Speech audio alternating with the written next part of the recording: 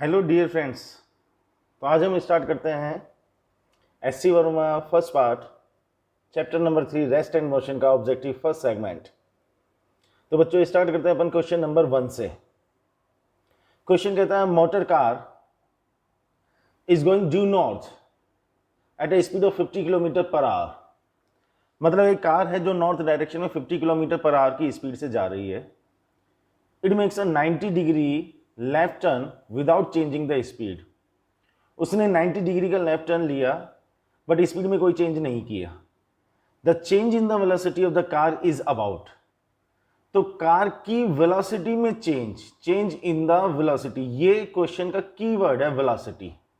ठीक है बच्चों, इसका ध्यान रखना। Change in the velocity of the car is about, options given है 50 kilometre per our towards waste, 70 kilometre per our towards south west, 70 kilometre per our towards north west and 0। ठीक है बच्चों, तो सबसे पहली बात क्या समझने की है कि क्वेश्चन में जो दिया है ना भाई, सबसे पहले अपन उसको एक बार ड्रॉ करके देख लेते हैं। 4 डायरेक्शंस लिए हमने, ये हमारे 4 डायरेक्शंस हम ड्रॉ कर लेते हैं, नॉर्थ, साउथ, ईस्ट और वेस्ट। ठीक है, अब जैसे जैसे क्वेश्चन कहता है वैसे वैसे अपन वेक्टर बनाते हुए चलें। Car is going due north at a speed of 50 kilometre per hour. तो पहले जो कार है वो नॉर्थ में जा रही है, हमने v1 वेक्टर ले लिया। उसके बाद में 90 डिग्री का लेफ्ट टर्न लेने के बाद में कार किधर की तरफ जाएगी, वेस्ट की तरफ जाएगी। इसको हमने v2 वेक्टर ले लिया। ठीक है, अब उसकी स्पीड में कोई चेंज नहीं हुआ, इसका मतलब v1 वेक्टर और v2 वेक्टर दोनों का मैग्नीट्यूड सेम है। तो हमने नोट कर लिया कि mod v1 equals to mod v2 equals to 50 kilometre per hour. मतलब उसकी स्पीड में कोई चेंज नहीं हुआ। वेलोसिटी में चेंज कैलकुलेट करना है। अब वेलोसिटी की बात अगर हम कर रहे हैं तो वेक्टर क्वांटिटी है, और वेक्टर क्वांटिटी में मैग्नीट्यूड और डायरेक्शन दो चीजें होती हैं। तो या तो मैग्नीट्यूड में चेंज हो या डायरेक्शन में चेंज हो या दोनों चीजों में चेंज हो, तो उस वेक्टर क्वांटिटी में चेंज आ जाता है। यहां हमारे क्वेश्चन में मैग्नीट्यूड में कोई चेंज नहीं है क्योंकि स्पीड वही है जो पहले थी, बट उसका डायरेक्शन चेंज हो गया। डायरेक्शन अगर चेंज हो गया तो इसका मतलब वेलोसिटी में तो चेंज आएगा।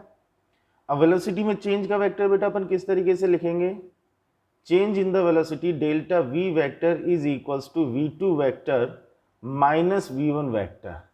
ठीक, that is equals to v2 vector plus minus v1 vector. What is the meaning of this expression? इस एक्सप्रेशन का मतलब हुआ कि हमको v1 का नेगेटिव वेक्टर लेकर के v2 वेक्टर में ऐड करना है। क्यों ना हम इसको अलग से ड्रॉ कर ले। ये हो गया हमारा v2 वेक्टर और हमने v1 का नेगेटिव वेक्टर लिया। तो नेगेटिव वेक्टर का मतलब क्या है बेटा कि आप डायरेक्शन को अपोजिट कर दो, मैग्नीट्यूड में कोई चेंज मत करो। तो हमने v1 का नेगेटिव वेक्टर ले लिया माइनस v1 वेक्टर जो इस डायरेक्शन में आ गया। अब चेंज इन द वेलोसिटी कैसे निकालेंगे, लॉ ऑफ पैरेललोग्राम लगा दो। लॉ ऑफ पैरेललोग्राम क्या कहता है कि पैरेललोग्राम की दो एडजेसेंट साइड्स दो वेक्टर्स को रिप्रेजेंट कर रही है, तो उनके मीटिंग पॉइंट से ये जो डायगोनल पास होगा ये इनका रिजल्टेंट वेक्टर मतलब डेल्टा v वेक्टर, ये हमारे चेंज इन द वेलोसिटी का वेक्टर आया। अच्छा, इसको यहाँ डायरेक्शन में बेटा अगर मैं शो करना चाहूँ तो क्या चेंज इन द वेलोसिटी इस डायरेक्शन में कहीं आ रहा है? एक छोटी सी बात और कि ये जो चेंज इन द वेलोसिटी है, इतना तो हमको समझ में आया कि साउथ और वेस्ट के बीच में है। अब एक बार हम ये वाला एंगल कैलकुलेट कर लेते हैं। मतलब यहां अगर मैं पैरेललोग्राम में बात करूं तो ये वाला एंगल कैलकुलेट करें। कॉमन सेंस से हम बहुत इजीली ये बात बोल सकते हैं कि भाई दोनों वेक्टर्स का, इन दोनों वेक्टर्स का मैग्नीट्यूड सेम है, तो क्या ये वाला एंगल हमारा 45 डिग्री आएगा? भाई दो वेक्टर्स का मैग्नीट्यूड अगर इक्वल होता है तो जो उनका रिजल्टेंट वेक्टर होता है वो उनके बीच के एंगल को इक्वली बाइसेक्ट करता हुआ जाता है। अब दोनों के बीच में एंगल बेटा 90 डिग्री है, तो इक्वली बाइसेक्ट करने का मतलब हुआ कि दोनों से 45 डिग्री का एंगल पर आएगा। तो हमको यहाँ ये वाला एंगल मिल जाता है बेटा 45 डिग्री। इसका मतलब चेंज इन द वेलोसिटी कौन से डायरेक्शन में, we are talking about the direction. तो चेंज इन द वेलोसिटी कौन से डायरेक्शन में है, साउथ वेस्ट डायरेक्शन में। ओके, अच्छा अब एक बात, चेंज इन द वेलोसिटी के मैग्नीट्यूड की ओर कर लें तो अपन क्या लिखेंगे, mod delta v is equals to, मतलब चेंज इन द वेलोसिटी का magnitude v2 square plus v1 square minus 2v1 v2 cos theta. ये अपना एक बेसिक एक्सप्रेशन है जो अपन वेक्टर में पढ़ चुके हैं। अब यहाँ पर हमको कंफ्यूज नहीं होना है, व्हाट इज थीटा। कुछ बच्चे इस चीज में कंफ्यूज रहते हैं कि थीटा किस किस के बीच में एंगल है। वो समझते हैं कि v2 वेक्टर और माइनस v1 वेक्टर के बीच में एंगल है। थीटा v1 और v2 के बीच का एंगल है। हालांकि हमारा ये जो क्वेश्चन है इसमें v1 और v2 के बीच में और माइनस v1 और v2 के बीच में एंगल 90 है। बट हमको ये क्लियर होना चाहिए कि ये थीटा कौन कौन से दो वेक्टर्स के बीच में एंगल है। ये v1 वेक्टर और v2 वेक्टर के बीच में एंगल है। So here theta is equals to 90 degree. अच्छा, थीटा 90 डिग्री हुआ तो ये टर्म हमारी जीरो हो जाती है। तो हम क्या बोलेंगे, mod delta v equals to root v2 square plus v1 square. अब ये हम लिखेंगे 50 स्क्वायर प्लस 50 स्क्वायर और अंडर द रूट। सॉल्व करेंगे तो कितना आएगा, ये आएगा 50 रूट 2। अप्रोक्सीमेट बात करेंगे तो 50 into 1.4 that is nearly equals to 70 kilometre per hour. तो चेंज इन वेलोसिटी का मैग्नीट्यूड आ रहा है 70 किलोमीटर पर आवर और डायरेक्शन है उसका साउथ वेस्ट। आंसर कौन सा हो गया, 70 kilometre per hour towards south west. B option correct. बोलो बच्चों, बात समझ में आ गई। अब अपन नेक्स्ट क्वेश्चन पर मूव करते हैं। लेते हैं अपन क्वेश्चन नंबर 2। देखिए क्वेश्चन नंबर 2 क्या कहता है। ये एक्चुअल में ग्राफ पर बेस्ड क्वेश्चन है। Question number 2, figure shows the displacement time graph of A particle moving on the x axis. एक पार्टिकल जो एक्स एक्सिस पर मूव कर रहा है उसके डिस्प्लेसमेंट और टाइम का हमको ग्राफ दिया हुआ है। इसके बेसिस पर 4 ऑप्शंस हैं। Let's check out the options so that we can decide in which direction we'll have to approach the solution. The particle is continuously going in positive x direction. Particle is at rest. Velocity increases up to a time t naught and then becomes constant. The particle moves at a constant velocity up to a time t naught and then stops. Ultimately चारों options का conclusion ये निकला कि हमको particle के motion के बारे में बताना है कि कहाँ से कहाँ तक हमारे पार्टिकल में वेलोसिटी है, कहाँ पर हमारा पार्टिकल रेस्ट में है। तो बेसिक चीज़ क्या है बेटा कि डिस्प्लेसमेंट और टाइम का जो ग्राफ होता है, इस ग्राफ का अगर हम स्लोप कैलकुलेट करें तो उसका स्लोप किस चीज़ को रिप्रेजेंट करता है, सही सोचा, वेलोसिटी को रिप्रेजेंट करता है। डिस्प्लेसमेंट टाइम ग्राफ का स्लोप वेलोसिटी को रिप्रेजेंट करेगा। और स्लोप का मतलब क्या होता है कि किसी भी पॉइंट पर, ग्राफ के किसी भी पॉइंट पर हम टेंजेंट ड्रॉ करें, उस टेंजेंट का ये एक्स एक्सिस जो यहाँ पर ये टाइम एक्सिस है, इसके साथ में हम एंगल लें थीटा, जो टेन थीटा होगा that will be the slope of the graph at that particular point. हमने इस ग्राफ को 2 पार्ट्स में डिवाइड कर लिया। एक हो गया हमारा O to A और एक हो गया हमारा A to B, राइट। अब O to A अगर हम बात करें तो ये ग्राफ एक स्ट्रेट लाइन है। ठीक, सिंपल सी बात है कि इसमें कोई भी पॉइंट अगर अपन लेंगे तो सारे पॉइंट्स पर टेंजेंट यही स्ट्रेट लाइन आएगा। ये स्ट्रेट लाइन टेंजेंट आएगा तो सब जगह पर angle will be same, that is theta. यहाँ भी एंगल थीटा, यहाँ भी angle theta. So tan theta will be same, और टेन थीटा अगर सेम है तो स्लोप सेम है, और स्लोप सेम है तो वेलोसिटी कांस्टेंट है। तो हम कहेंगे कि O से A तक, OA पार्ट के लिए अगर हम बात करें, OA पार्ट के लिए अगर हम बात करेंगे तो हम कहेंगे OA पार्ट के लिए velocity of the particle is constant. In the similar way A से B तक अगर हम बात करेंगे तो कोई भी पॉइंट आप लोगे, टेंजेंट ड्रॉ करोगे, theta will be zero, tan theta will be zero, slope will be zero. और स्लोप जीरो होने का मतलब वेलोसिटी जीरो, और वेलोसिटी जीरो है तो पार्टिकल रेस्ट में। तो AB पार्ट के लिए कंक्लूजन क्या है कि velocity of the particle is zero. तो फाइनल कंक्लूजन रहा कि O से A तक मतलब टाइम जीरो से टी नोट तक हमारा पार्टिकल कांस्टेंट वेलोसिटी से मूव कर रहा है, और टी नोट के बाद में हमारा पार्टिकल रेस्ट में आ जाता है। अब ऑप्शन चेक करें तो शायद फोर्थ ऑप्शन सही है। The particle moves at a constant velocity up to a time t nought and then stops. तो fourth option is the correct option. Clear? Let's move on to the next question, that is question number 3. Question number 3. A particle has a velocity u towards east at t equals to 0। क्यों ना हम ये 4 directions पहले draw कर लें, साथ के साथ जैसे जैसे क्वेश्चन पार्टिकल के मोशन के बारे में बताता जाए हम वैसे वैसे ड्रॉ करते हुए चले, ईजी हो जाएगा। A particle has a velocity u towards east at t equals to 0। t equals to 0 पर मान लो हमारा पार्टिकल यहाँ है, this is the position of particle at t equals to 0 and moving towards east with a velocity u। East में move कर रहा है, its acceleration is towards west, तो उस पर जो एक्सेलरेशन लग रहा है वो वेस्ट की तरफ लग रहा है। इसका मतलब this is the case of retardation, retardation की कंडीशन बन रही है, and the acceleration in the west direction is constant. तो वेस्ट डायरेक्शन में जो एक्सेलरेशन आ रहा है वो कांस्टेंट है। Let x A and x B the magnitude of displacements, ये कीवर्ड है displacement, in the first 10 seconds and next 10 seconds. Okay, कहना क्या चाह रहे हैं हम, t इक्वल्स टू 0 से t इक्वल्स टू 10 सेकेंड तक अगर हम बात करें तो डिस्प्लेसमेंट एक्स ए है, और t इक्वल्स टू 10 सेकेंड से t इक्वल्स टू 10 सेकेंड से t इक्वल्स टू 20 सेकेंड के लिए अगर हम बात करें तो डिस्प्लेसमेंट एक्स बी, मतलब फर्स्ट 10 सेकेंड्स के लिए अगर अपन बात करेंगे तो डिस्प्लेसमेंट एक्स ए आ रहा है, और नेक्स्ट 10 सेकेंड्स के लिए बात करेंगे तो एक्स बी आ रहा है। अब ऑप्शन कहता है x a less than x b, x A equals to x b and x A greater than x b. Fourth option कहता है the information is insufficient to decide the relation of x A and x b. ठीक, let's talk about the basic concept.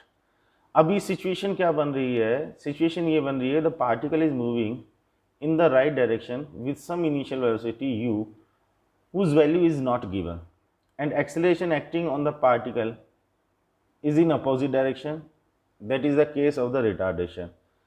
First tell me what will be the path of the motion of the particle in this situation. इस situation में अगर हम particle के motion की बात करें तो हमारा पार्टिकल कैसे मूव करेगा कि जैसे जैसे हमारा पार्टिकल आगे चलता जाएगा उसकी वेलोसिटी कम होती चली जाएगी, उसकी रफ्तार कम होती जाएगी, कम होती जाएगी, कम होती जाएगी। Eight a particular point speed of the particle will be 0, that is particle will come in rest. यहाँ पर हमारा पार्टिकल रेस्ट में आ गया, और यहाँ से फिर हमारा पार्टिकल घूम करके अपोजिट डायरेक्शन में मूव करना स्टार्ट कर देता है, और अब उसमें एक्सीलरेशन का केस बनता है, मतलब जैसे जैसे हमारा पार्टिकल आगे बढ़ता जाता है वैसे वैसे पार्टिकल की स्पीड बढ़ती चली जाती है। सो हम ये कह सकते हैं कि A to B, this is the case of retardation, और बी से सी के लिए अगर हम बात करें so this is the case of acceleration. Okay, अब एक बहुत सिंपल सी बात बेटा ये सोचो कि क्वेश्चन में हमको u और a की वैल्यू गिवन नहीं है, हमको ये तो पता है कि u के अपोजिट डायरेक्शन में a है, it means this is the case of retardation, मतलब हमारे पार्टिकल को स्ट्रेट लाइन में जा करके एक पर्टिकुलर पॉइंट पर रेस्ट में आना है, और वहाँ से घूम करके पार्टिकल को अपोजिट डायरेक्शन में इंक्रीजिंग स्पीड के साथ मूव करना स्टार्ट करना। ये बात तो हमको समझ में आ रही है, लेकिन जब हमको इनिशियल वेलोसिटी और a की वैल्यू गिवन नहीं है तो क्या हम ये डिसाइड कर सकते हैं कि हमारा पार्टिकल कितने टाइम के बाद में रेस्ट में आएगा? मतलब क्या हम ये पता लगा सकते हैं कि ये जो हमारे पार्टिकल की पोजीशन B है इसके लिए टाइम कितना है? हम ये कैलकुलेट कर सकते थे अगर u और a की वैल्यू गिवन होती। फॉर एग्जांपल u की वैल्यू गिवन है क्वेश्चन में, the initial velocity of the particle is 20 metre per second and the retardation acting on the particle is say 2 metre per second square, let the values are given. Okay, तो हम अगर ये calculate करना चाहें कि कितने time के बाद में हमारे पार्टिकल की स्पीड 0 हुई तो हम क्या करेंगे, फर्स्ट इक्वेशन अप्लाई करेंगे, very simple, v equals to u plus 80, v equals to 0 हो गया, u की वैल्यू 20 हो गई, रिटार्डेशन हो गया -2 आ गया, इनटू में t आ गया, तो हमने कैलकुलेट किया तो 10 सेकंड के बाद हमारा पार्टिकल रेस्ट में आएगा। So this will be the position of the particle at t equals to 10 second when values of u and a are given। तो हमने ये t कैलकुलेट कर लिया कि कितने टाइम के बाद में हमारा पार्टिकल रेस्ट में आया। बट क्वेश्चन में तो एक जनरल बात हो रही है, क्वेश्चन में तो कहा कि इनिशियल वेलोसिटी u है, रिटार्डेशन a है, वैल्यू गिवन नहीं है, तो हम हमको ये तो मालूम है कि हमारा पार्टिकल एक पर्टिकुलर पॉइंट पर पहुंच करके रेस्ट में आएगा और वहां से घूम करके वापस चलेगा। लेकिन अगर हमसे कहा जाए कि 10 सेकंड के बाद में हमारा पार्टिकल कहाँ है, और अगले 10 सेकंड के बाद में हमारा पार्टिकल कहाँ है, और उससे भी अगले 10 सेकंड के बाद में हमारा पार्टिकल कहाँ है, so we can not decide the position of the particle at any particular instant as initial velocity and acceleration acting on the particle are not given in the question. So we cannot decide the position of the particle at a particular instant. That is why we cannot calculate the displacement in first 10 seconds and the next 10 seconds and even in the next 10 seconds और even किसी भी time interval में हम particle का displacement calculate नहीं कर सकते क्योंकि u और a की वैल्यूज गिवन नहीं है। तो हम x और xb के बीच में क्या रिलेशन बोले? अब रिलेशन क्या हो सकता है? May be x A greater than x B, may be x A is less than x B, और ऐसा भी हो सकता है कि x A equals to x B है। बट गिवन सिचुएशन में हम क्या कहेंगे? Insufficient data, so the information is insufficient to decide the relation of x A and x B. I hope you are convinced with my explanation. तो इस case में तो हम यही कहेंगे कि इंफॉर्मेशन इनसफिशिएंट है। बाकायदा आप चाहें तो इसको अपनी नोटबुक में नोट भी कर सकते हैं फॉर दिस पर्टिकुलर क्वेश्चन, जिससे आपके माइंड में रहे कि इसका फोर्थ ऑप्शन करेक्ट क्यों कहा गया। तो आप चाहें तो इस चीज़ को नोट भी कर सकते हैं कि u और a की वैल्यूज़ गिवन नहीं है, इसलिए हम किसी भी टाइम इंटरवल में पार्टिकल का डिस्प्लेसमेंट कैलकुलेट नहीं कर सकते, तो हम x और xb के बीच में रिलेशन नहीं बता सकते। ठीक है, चलते हैं अपन नेक्स्ट क्वेश्चन पर मूव करते हैं। अब बारी है क्वेश्चन नंबर 4 की। देखते हैं क्वेश्चन नंबर 4 क्या कहता है। Question number 4. A person traveling on a straight line moves with uniform velocity v1 for some time and with uniform velocity v2 for next equal time. दो इक्वल टाइम इंटरवल की बात हो रही है। पहले टाइम इंटरवल में velocity v1 है और नेक्स्ट इक्वल टाइम इंटरवल में वेलोसिटी v2 है। तो एवरेज वेलोसिटी क्या होगी? इसका एक बहुत छोटा सा डेरिवेशन है, उस डेरिवेशन पर तो हम नहीं जाएंगे, डायरेक्ट हम बात करते हैं। और याद रखने का तरीका मैं आपको बता देता हूं कि एवरेज वेलोसिटी को कैलकुलेट करने के लिए 2-3 केसेस बनते हैं। इक्वल टाइम इंटरवल की बात होती है, इक्वल डिस्टेंस की बात होती है। जब इक्वल टाइम इंटरवल की बात हो तो हम v एवरेज इक्वल्स टू लिखते हैं v1 plus v2 upon 2। Derivation से ये चीज़ प्रूव हो जाती है। और जब इक्वल डिस्टेंस की बात हो तो हम v एवरेज इक्वल्स टू लिखते हैं 2v1 v2 upon v1 plus v2। ठीक, हमारे क्वेश्चन में अगर देखें तो इक्वल टाइम की बात हो रही है, तो डायरेक्ट हम आंसर क्या बोलेंगे बच्चों? डायरेक्ट आंसर बोलेंगे कि v average equals to v1 plus v2 upon 2। तो हमारा फर्स्ट ऑप्शन करेक्ट हो गया। बहुत सिंपल है, ये डायरेक्ट एक्सप्रेशन बेस्ड चीज़ है, डेरिवेशन है, बट इन एक्सप्रेशंस को आप डायरेक्ट याद रखो जिससे आप अपना टाइम बचा सको। रिपीट करता हूँ, इक्वल टाइम इंटरवल की बात हो तो v average v1 plus v2 upon 2 आएगा, और इक्वल डिस्टेंस की अगर बात हो तो v average 2v1 v2 upon v1 plus v2 आएगा। ठीक, नेक्स्ट क्वेश्चन शायद इक्वल डिस्टेंस से ही रिलेटेड है। Let's move on to the next question, question number 5। देखो क्वेश्चन नंबर 5 क्या है, आई थिंक वो इसी से रिलेटेड है। A person traveling on a straight line moves with a uniform velocity v1 for distance x, distance की बात आ गई, and with a uniform velocity v2 for the next equal distance। तो question number 4 और question number 5 में difference क्या है? Question number 4 में बात थी इक्वल टाइम की, और क्वेश्चन नंबर 5 में अगर अपन बात करें तो बात है इक्वल डिस्टेंस की। तो एवरेज वेलोसिटी, अब इक्वल डिस्टेंस के केस में मैंने एक्सप्रेशन क्या बताया था? मैंने एक्सप्रेशन बताया था v average equals to 2v1 v2 upon v1 plus v2। अब आप कंफ्यूज मत होना, आप सोचोगे सर आप जो एक्सप्रेशन बता रहे हो वो तो चारों में से किसी भी ऑप्शन में नहीं आ रहा, बट इतना कॉमन सेंस आप लगा सकते हो कि थर्ड ऑप्शन को अगर आप सॉल्व करोगे, after solving third option you will get this result. तो इसका कौन सा ऑप्शन करेक्ट हो गया? थर्ड ऑप्शन करेक्ट हो गया। ठीक है, नेक्स्ट क्वेश्चन पर अपन चलते हैं, जो है अपना क्वेश्चन नंबर 6। इंपोर्ट करते हैं क्वेश्चन नंबर 6 को। क्या कहता है question number 6? A stone is released from an elevator going up with an acceleration ए।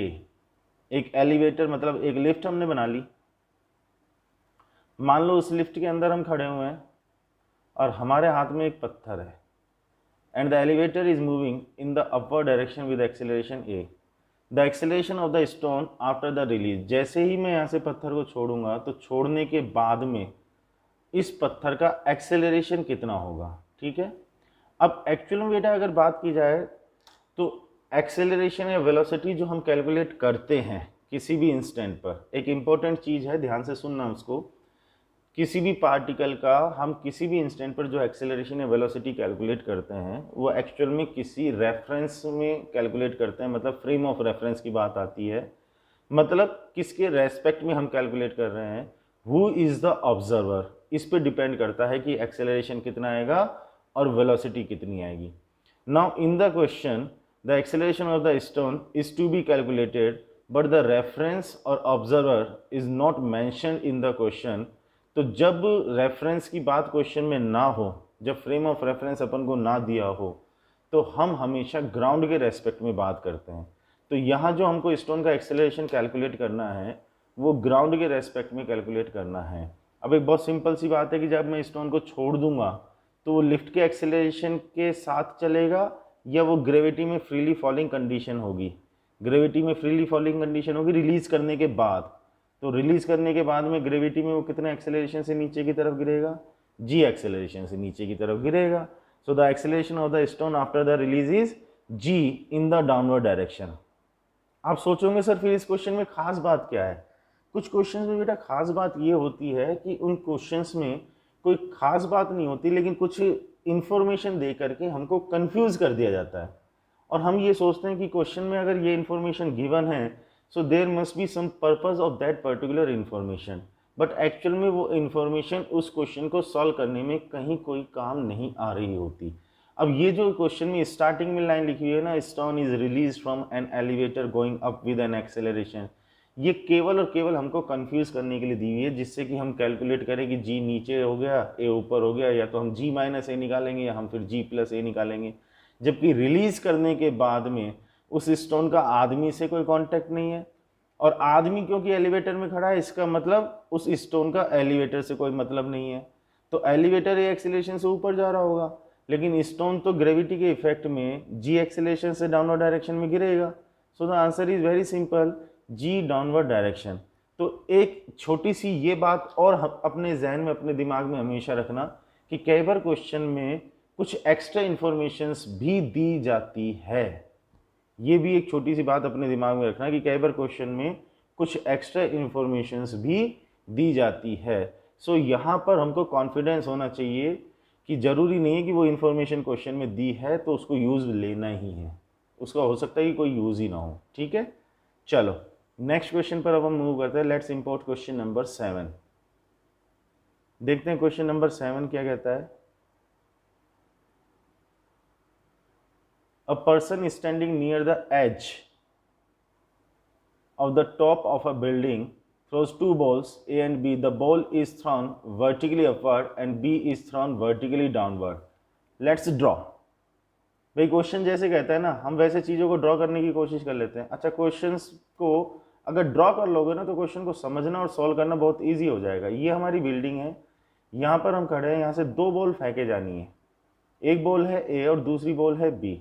ठीक है, A is thrown vertically upward, A को हमने अपवर्ड डायरेक्शन में फेंक दिया से with the speed u, and B is thrown vertically downward with the same speed, B को हमने डाउनवर्ड डायरेक्शन में फेंक दिया उसी स्पीड से, सेम स्पीड से। The ball A hits the ground with the speed v ए। अब ए का जो मोशन होगा, बॉल ए का जो मोशन होगा वो किस तरह से होगा, ऐसे ये स्ट्रेट लाइन में एक मैक्सिमम हाइट तक जाएगी और यहाँ से घूम करके और इस तरह से आकर के स्ट्रेट लाइन में और ग्राउंड से टकराएगी with the speed v a. ठीक है बेटा, और बी की अगर हम बात करें तो बी तो ऐसे स्ट्रेट लाइन में आना है और यहाँ ग्राउंड से उसको टकराना है, कितनी स्पीड से, वी बी से टकराना है। ठीक है, we have v A greater than v B, v A less than v B, v A equals to v B. The relation between v A and v B depends on the height of the building above the ground. मतलब हमको we और we B के बीच में relation ये पता लगाना है कि कौन कम है कौन ज़्यादा है, या दोनों की वैल्यू इक्वल है, या हाइट पर वो चीज़ डिपेंड कर रही है। अच्छा, मैं आपसे एक सवाल पूछूं कि ए को अगर हम यू स्पीड से अपर डायरेक्शन में फेंक रहे हैं और वो आकर के ग्राउंड से वी ए स्पीड से टकराए, और मान लो इस बिल्डिंग की जो हाइट है वो एच है, तो क्या आप वी ए कैलकुलेट कर सकते हो? Initial velocity is u, displacement is h, acceleration is g, final velocity is to be calculated. We can apply third equation. Third equation हमने अप्लाई किया, v square equals to u square plus 2s। Sign convention वाली बात तो आपको clear होगी भाई, upward direction को positive ले लो और डाउनवर्ड डायरेक्शन को नेगेटिव ले लो, या उल्टा भी किया जा सकता है। कोई भी एक पर्टिकुलर साइन कन्वेंशन आप अपना बना करके हमेशा उसको अप्लाई करो। मैं अपवर्ड डायरेक्शन को पॉजिटिव ले रहा हूँ और डाउनवर्ड डायरेक्शन को नेगेटिव ले रहा हूँ, तो मैं लिखूंगा v A square, v A square a के लिए हम बात कर रहे हैं ना, तो फाइनल वेलोसिटी v है, तो v A square equals to u square plus में 2 g डाउनवर्ड डायरेक्शन में तो माइनस का g, डिस्प्लेसमेंट भी डाउनवर्ड डायरेक्शन में तो माइनस का h, so v A square equals to u square plus 2gh। So v A equals to u square plus 2gh। This is the speed of ball A while striking the ground. जब A ground से strike करेगी तो उसकी speed इतनी आएगी। चलो B के लिए अगर हम बात करें तो बी के लिए भी इनिशियल वेलोसिटी तो यू है, डिस्प्लेसमेंट उसका भी एच आएगा, एक्सेलरेशन की वैल्यू जी आएगी। ये थर्ड इक्वेशन अगर मैं बी के लिए अप्लाई करूं तो लिखूंगा v B square equals to minus का यू, डाउनवर्ड डायरेक्शन में ना माइनस का यू स्क्वायर प्लस में 2, जी की वैल्यू नेगेटिव, एच की वैल्यू भी negative, so we B square equals to u square plus 2gh और we B equals to u square plus 2gh under the root. ये B की speed जब वो ground से टकराई है। वी और वी बी को कंपेयर करो, दोनों सेम आ रहे हैं, आंसर मिल गया हमको, तो दोनों सेम स्पीड से टकराएंगे, v A equals to v b. अच्छा, इस क्वेश्चन का सॉल्यूशन मैं बहुत कॉन्सेप्चुअली बिना कैलकुलेशन के भी बता सकता था, बेटा उस चीज़ को समझना ध्यान से कि हमने ए को जब यू स्पीड से ऊपर की तरफ फेंका तो इसको एक मैक्सिमम हाइट तक पहुंचना है, और ये घूम करके जब वापस आएगी तो उसी पोजीशन पर जब वो वापस पहुंचेगी तो हमने जितनी स्पीड से उसको फेंका था उतनी स्पीड से ही वो वापस पहुंचेगी।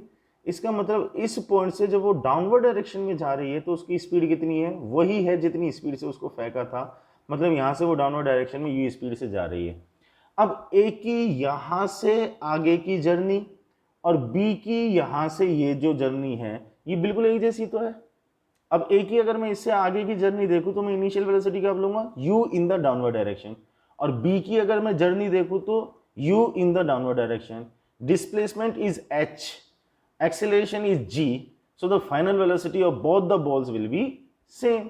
तो कॉन्सेप्चुअली हम डायरेक्ट बोल सकते हैं कि u स्पीड से अगर हमने ए को फेंका है तो वापस उस पोजीशन पर उसको u स्पीड से आना है, तो डाउनवर्ड डायरेक्शन में दोनों बॉल्स की इनिशियल वेलोसिटी सेम हो गई, दोनों का डिस्प्लेसमेंट सेम हो गया, एक्सेलरेशन g के इक्वल हो गया, तो थर्ड इक्वेशन से दोनों की फाइनल वेलोसिटी भी सेम आएगी, तो va इक्वल्स टू vb आएगा।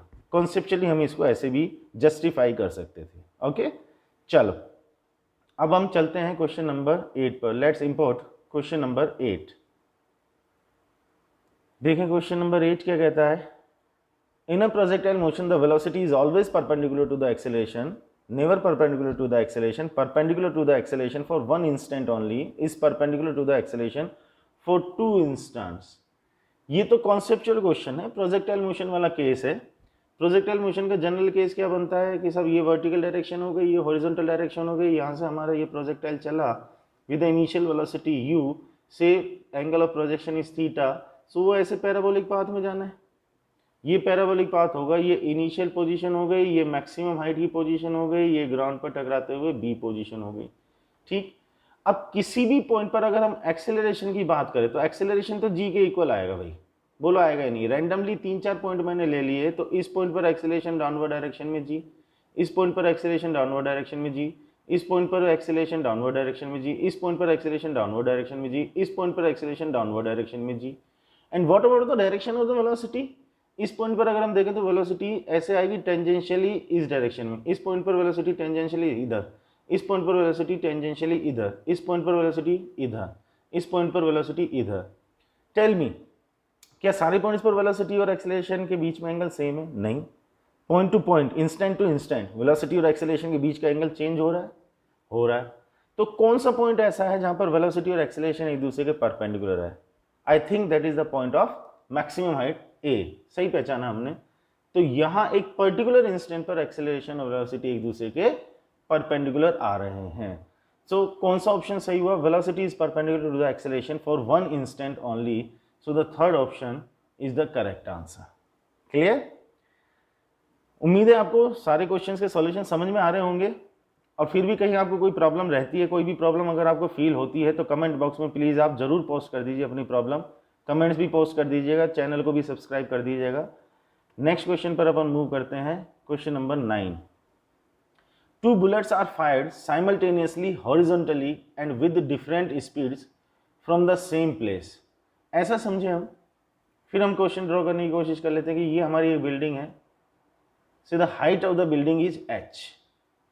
अब यहां से हमको 2 बुलेट फायर करनी है भाई, और दोनों को हॉरिजॉन्टल डायरेक्शन में फायर करना है। बुलेट नंबर 1 मान लो और ये बुलेट नंबर 2 मान लो, दोनों को हॉरिजॉन्टल डायरेक्शन में फायर करना है विद डिफरेंट स्पीड से। इसकी स्पीड कितनी है u1 और इसकी स्पीड हमने कितनी ली u2। हॉरिजॉन्टल डायरेक्शन में दोनों की स्पीड अलग अलग, एक ही पोजीशन से। Which bullet will hit the ground first, कौन सी बुलेट ग्राउंड पर पहले पहुंचेगी, ये हमको कैलकुलेट करना है, मतलब टाइम कैलकुलेट करना है। ठीक है, अब चाहूं तो मैं इसका एक्सप्रेशन डायरेक्ट लिख सकता हूं कि जब हॉरिजॉन्टल डायरेक्शन में प्रोजेक्शन की बात होती है बेटा, तो टाइम ऑफ फ्लाइट हमको कितना मिलता है, तो टाइम ऑफ फ्लाइट हमको मिलता है t equals to 2h/g under the root, जब हॉरिजॉन्टल डायरेक्शन में प्रोजेक्शन हो। ठीक है, तो अब टाइम ऑफ फ्लाइट अगर हम देखें तो रूट में 2h/g। ठीक है, ध्यान से अगर हम इसको देखें तो इसमें इनिशियल वेलोसिटी u1 और u2 तो आ ही नहीं रहे। अच्छा, दोनों बुलेट्स के लिए अगर बात की जाए तो वर्टिकल डायरेक्शन में जो डिस्प्लेसमेंट आएगा वो h आएगा। अच्छा, g की वैल्यू दोनों के लिए सेम आएगी, 2 तो कांस्टेंट है ही, तो टाइम ऑफ फ्लाइट 1 और 2 दोनों के लिए सेम आएगा, डिफरेंट आएगा, सेम आएगा। हाँ, अगर हॉरिजॉन्टल रेंज के लिए बात की जाए तो हॉरिजॉन्टल रेंज में जो हॉरिजॉन्टल डायरेक्शन की इनिशियल स्पीड है वो मैटर करती है, बट टाइम ऑफ फ्लाइट की अगर बात की जाए तो टाइम ऑफ फ्लाइट तो दोनों के लिए सेम आएगा, क्योंकि वर्टिकल डायरेक्शन में दोनों का डिस्प्लेसमेंट सेम आ रहा है। तो कौन सी बुलेट ग्राउंड पर पहले पहुंचेगी, both will reach simultaneously, third option is the correct. Simple problem थी ये भी। ठीक है, नेक्स्ट प्रॉब्लम पर अपन मूव करते हैं, देखते हैं वो कैसी प्रॉब्लम है। क्वेश्चन नंबर 10, क्वेश्चन नंबर 10 को देखें। The range of a projectile fired at an angle of 15 degree is 50 meter. If it is fired with the same speed at an angle of 45 degree, its range will be. This is also a simple problem. Horizontal range के लिए expression क्या है, expression है r equals to u square sin 2 theta upon g। ये हमारा expression है। ठीक, अच्छा, फर्स्ट केस में अगर हम बात करें तो थीटा कितना है, थीटा है 15 डिग्री और रेंज है 50 मीटर। कॉन्सेप्चुअल प्रॉब्लम है, इसमें ज़्यादा टाइम नहीं लगेगा हमको।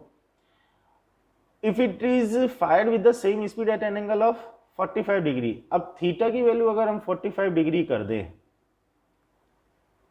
तो रेंज कितनी आ जाएगी, पहले जो थी उसको r1 मान लो, अब हम मान लेते हैं r2। r2 कितना होगा ये हमको कैलकुलेट करना है। ठीक है, इस एक्सप्रेशन को एक बार ध्यान से देख लो बेटा, वैसे ही अपन कैलकुलेशन कर देंगे।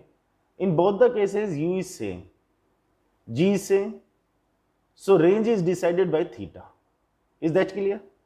जो रेंज डिसाइड हो रही है वो थीटा से डिसाइड हो रही है। पहले केस में मैंने थीटा को 15 डिग्री लिया तो ये पूरा एंगल कितना बना, 30 डिग्री। जब ये पूरा एंगल 30 डिग्री बना तो r की वैल्यू 50 आ रही है। Am I clear? दूसरे केस में थीटा को 45 ले लिया, 45 ले लिया तो ये पूरा एंगल कितना बन गया, तो ये पूरा एंगल बन गया 90 डिग्री। बोलो बना या नहीं? अब साइन 30 डिग्री तो कितना है 1/2 और साइन 90 डिग्री कितना होगा 1। इसका मतलब सेकंड टाइम में जो रेंज आएगी वो फर्स्ट टाइम में जो रेंज आई थी उसकी डबल आएगी। भाई पूरा कैलकुलेट करके देखने की जरूरत नहीं है, सिंपली हम साइन 2 थीटा की वैल्यू चेक कर लेते हैं। उसमें भी 2 थीटा पर फोकस करो। थीटा 15 है तो 2 थीटा की वैल्यू 30 है। जब ये वैल्यू 30 है तो आर की वैल्यू 50 है। जब हमने थीटा 45 कर दिया तो 2 थीटा की वैल्यू 90 हो गई। जब ये 90 है तो 30 का डबल ही तो है भाई, साइन 30 डिग्री की वैल्यू 1/2 और साइन 90 की वैल्यू 1, तो आर की वैल्यू कितनी आ जाएगी, डबल आ जाएगी। तो पहले कितनी थी 50 मीटर, अब कितनी हो जाएगी 100 meter. That's all. So the fourth option is the correct answer. Very simple problem. चलते हैं अपन इंपोर्ट करते हैं क्वेश्चन नंबर 11। देखते हैं क्वेश्चन नंबर 11 क्या कह रहा है। Two projectiles A and B are projected with angle of projection 15 degree for the projectile A and 45 degree for the projectile B. If RA and RB be the horizontal range for the two projectiles, then वही RA और RB का relation अपन को चाहिए। मतलब इस तरह के option अपन पहले के क्वेश्चंस में भी देख चुके हैं।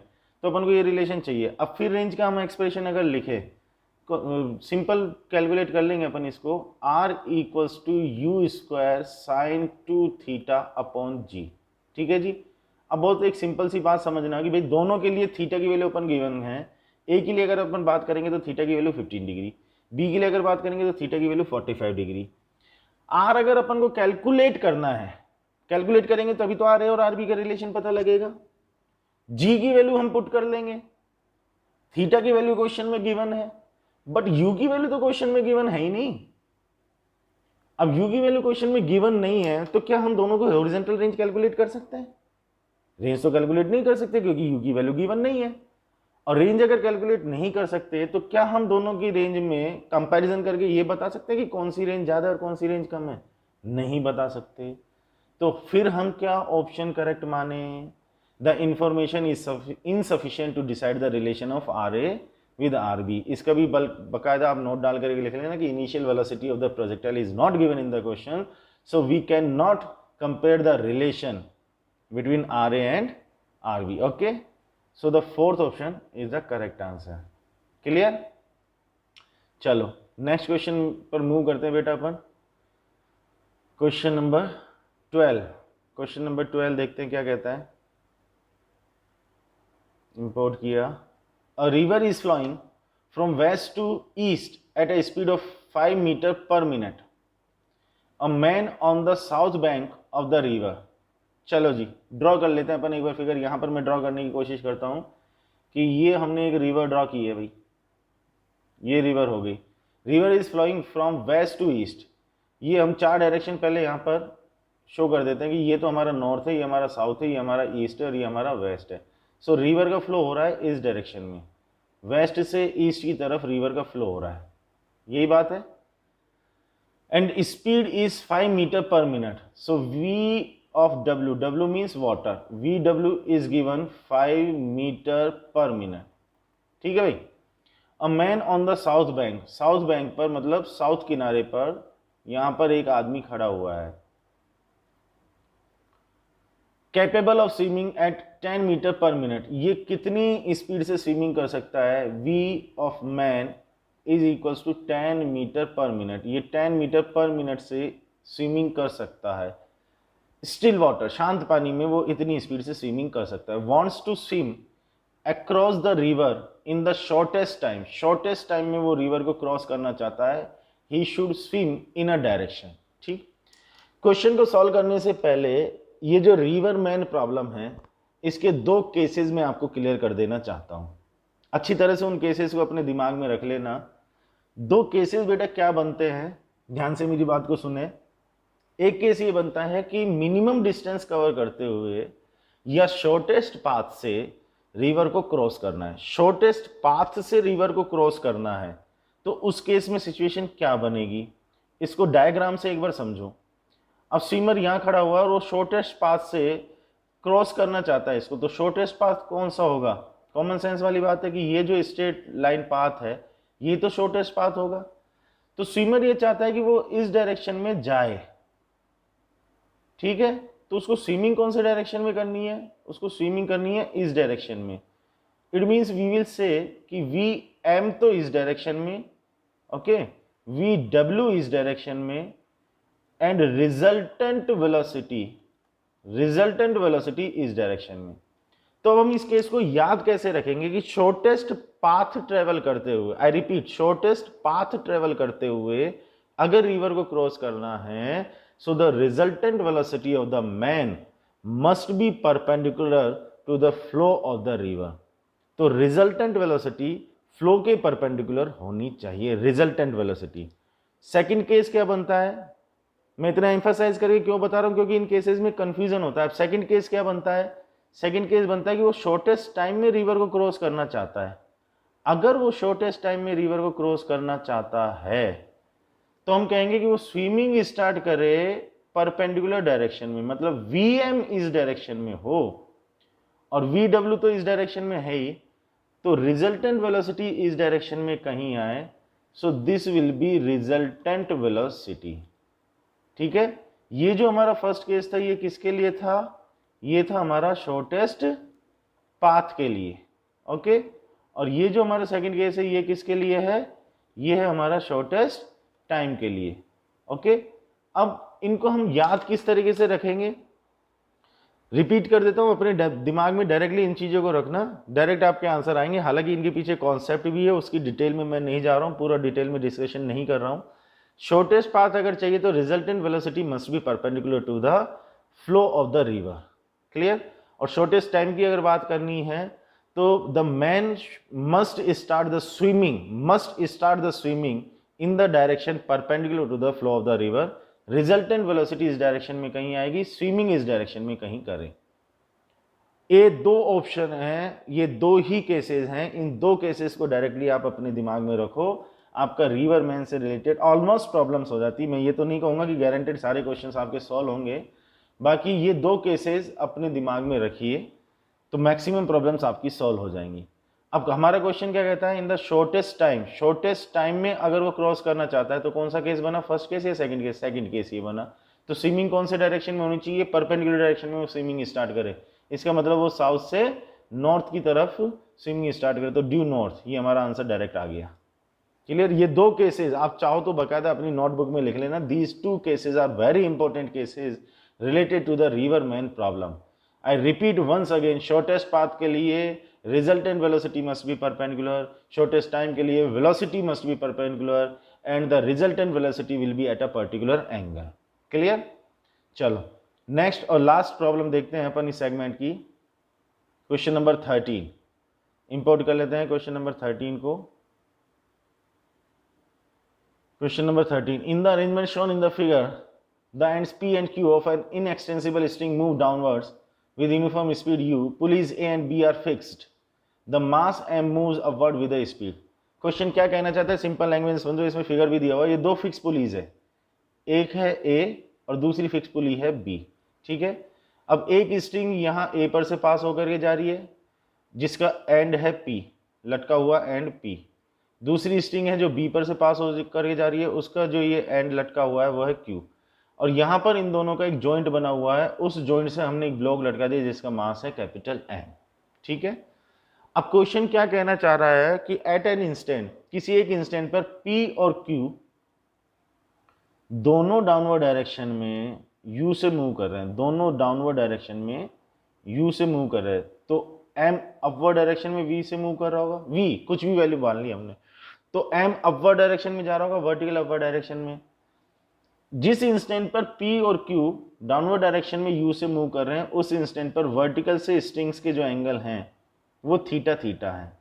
तो हमको ये कैलकुलेट करना है कि उस इंस्टेंट पर हमारा M मास का जो ब्लॉक है वो अपवर्ड डायरेक्शन में कितनी वेलोसिटी से मूव कर रहा होगा, and the answer must be in the form of U and theta, ठीक। इसका बिल्कुल एक बेसिक कॉन्सेप्ट लॉजिकली समझ लीजिए, उसको अप्लाई कर देंगे, एक स्टेप में आपके क्वेश्चन का आंसर आ जाएगा। बेसिक कॉन्सेप्ट क्या है बेटा वो समझ लो। हमने कहा कि मान लो हमारी ये एक स्ट्रिंग है इनएक्सटेंसिबल, इनएक्सटेंसिबल का मतलब क्या हुआ, इनएक्सटेंसिबल का मतलब हुआ जिसकी लेंथ चेंज नहीं हो सकती। मान लो अब इसके दो एंड हैं A और B, सोचो अगर मैं आपसे ये कहूं कि इसका A and along the length V से मूव कर रहा है, ठीक है, और B along the length same direction में V/2 से मूव कर रहा है या 2V से मूव कर रहा है, इज इट पॉसिबल। पहले ये वाला केस चेक करो कि A तो राइट डायरेक्शन में V से जा रहा है और B राइट डायरेक्शन में V/2 से जा रहा है। अगर दोनों एंड्स की सेम डायरेक्शन में स्पीड अलग अलग होगी तो क्या स्ट्रिंग की लेंथ कांस्टेंट रह सकती है, नहीं रह सकती। तो अगर एक राइट साइड में V से जा रहा है तो दूसरा राइट साइड में V/2 से जा सकता है क्या, नहीं। सेकंड केस क्या बना कि A तो राइट साइड में V से मूव कर रहा है और B राइट साइड में 2V से मूव कर रहा है, क्या ये केस बन सकता है, ये केस भी नहीं बन सकता क्योंकि इसकी लेंथ तो चेंज ही नहीं हो सकती। इसका मतलब क्या है, इसका मतलब यह है कि इस स्ट्रिंग की लेंथ पर ये जितने भी पार्टिकल्स हैं, ये सारे पार्टिकल्स सेम डायरेक्शन में सेम स्पीड से मूव करने चाहिए, then only then the length of the string can be constant. जब सारे सेम डायरेक्शन में सेम स्पीड से मूव करेंगे तो ही इस स्ट्रिंग की लेंथ कांस्टेंट रह सकती है, तभी वो स्ट्रिंग इनएक्सटेंसिबल होगी। ठीक, अब एक बच्चे ने मुझसे बहुत अच्छा क्वेश्चन किया कि सर मान लो ये हमारे पास में एक स्ट्रिंग है और ये एंड है ए और ये एंड है बी, ये वाला एंड इस डायरेक्शन में मूव कर रहा है v1 से और ये वाला इस डायरेक्शन में मूव कर रहा है मान लो v2 से। ये एंगल है सर θ1 और ये एंगल है θ2। समझना है बात को ध्यान से। तो क्या यहां पर हम v1 इक्वल्स टू v2 बोलेंगे? यहां पर v1 इक्वल्स टू v2 नहीं होगा। बेसिक कॉन्सेप्ट ये नहीं है कि दोनों एंड्स की वेलोसिटी इक्वल होनी चाहिए। बेसिक कॉन्सेप्ट क्या है कि स्ट्रिंग की लेंथ के अलोंग वेलोसिटीज के जितने भी कंपोनेंट आते हैं those components must be equal length के अलोंग, क्योंकि हमको लेंथ कांस्टेंट रखनी है। इसका मतलब हम इस केस में क्या करेंगे कि v1 का लेंथ के अलोंग कंपोनेंट लेंगे, that is v1 cos θ1, v2 का भी लेंथ के अलोंग कंपोनेंट लेंगे, दैट इज v2 cos θ2। तो अब हम यहाँ पर रिलेशन क्या बोलेंगे? हम बोलेंगे v1 cos θ1 is equals to v2 cos θ2। ये बेसिक कॉन्सेप्ट आप अपनी लैंग्वेज में बकायदा नोटबुक में लिख भी सकते हैं। ये बहुत इंपॉर्टेंट कॉन्सेप्ट है कि इनएक्सटेंसिबल स्ट्रिंग के लिए आपको पॉइंट्स की या एंड्स की जितनी भी वेलोसिटीज मिल रही हैं उन वेलोसिटीज का लेंथ के अलोंग जो कंपोनेंट है those components must be equal.